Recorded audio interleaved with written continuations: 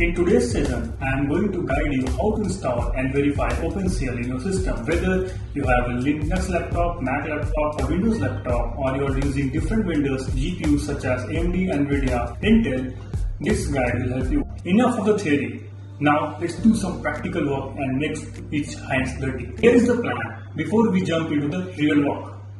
Step 1. Know your vendor. Step 2. Download and install Right SDK tools required by your vendors. Step 3. Install ICD loader. Step 4. Verify whether installation is correct or not. So let's get started and make our hand dirty. Developers with Linux operating system can install PC utils and they can use the command lspci. List all peripherals connected to the PCI such as network, graphics card and etc.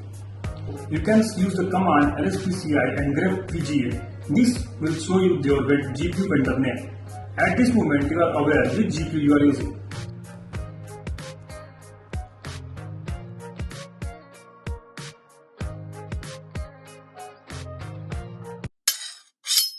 Step 2. Download and install Right SDK for the hardware.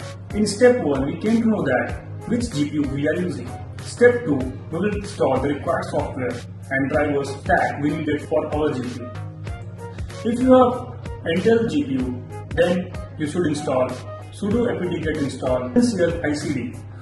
If you are using AMD, then you can see on the screen, run this command and install ROCm Driver.